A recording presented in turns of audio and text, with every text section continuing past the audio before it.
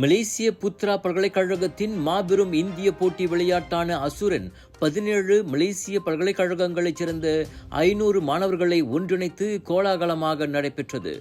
கடந்த சனிக்கிழமை பெரும் ஆரவாரத்தோடு நடைபெற்ற இப்போட்டியை முன்னிட்டு கரகோஷமும் வெற்றி முழக்கமும் ஒவ்வொரு UPM மைதானத்திலும் மண்டபத்திலும் எதிரொலித்தன.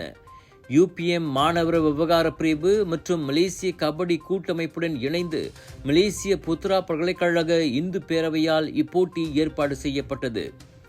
UPMல் இந்த ஆண்டின் மிகவும் எதிர்பார்க்கப்பட்ட மாணவர் விளையாட்டு நிகழ்ச்சிகளில் ஒன்றாகவும் இது அமைந்தது.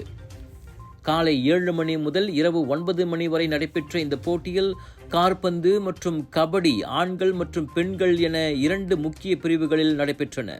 இந்த நிகழ்ச்சிக்கு சிறப்பு விருந்தினர்களாக பலாகோங் சட்டமன்ற உறுப்பினர் ஆங் சுன் வெய் மற்றும் மலேசிய கபடி கூட்டமைப்பின் தலைவர் TS டாக்டர் பால் செல்வம் தேவதாஸ் ஆகியோர் கலந்து கொண்டனர்.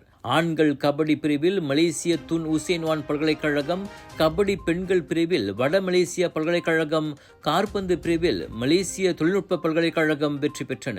பல்வேறு பின்னணிகளைச் சேர்ந்த மாணவர்களிடையே விளையாட்டுத் திறன் மற்றும் ஒற்றுமையை வெளிப்படுத்துவதற்கும் இப்போட்டி ஒரு வாய்ப்பாக அமைந்தது. வெறும் வெற்றி அல்லது தோல்வியை விட இந்த நிகழ்ச்சி நட்பை உருவாக்கவும், கலாச்சாரத்தை கொண்டாடவும், கபடி போன்ற பாரம்பரிய விளையாட்டுகளை மீட்டெடுக்கவும் ஒரு தளமாக அமைந்ததாக மலேசிய புத்ரா பல்கலைக்கழகத்தின் இந்து பேரவையின் தலைவர் சந்தோஷ் சுப்பிரமணியம் தெரிவித்தார். அன்னையர் தினத்தை ஒட்டி இந்தியா கேட்டின் சிறப்பு பக்கெட் பிரியாணி ப்ரோமோ. இலவச கேக்குடன் கூடுதலாக 10 விழுக்காடு பிரியாணி.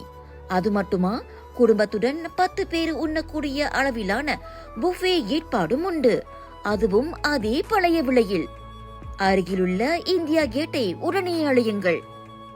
இவ்வருட அன்னையர் தினத்தை இந்தியா கேட்டுடன் மகிழ்வோடு கொண்டாடுவோம்.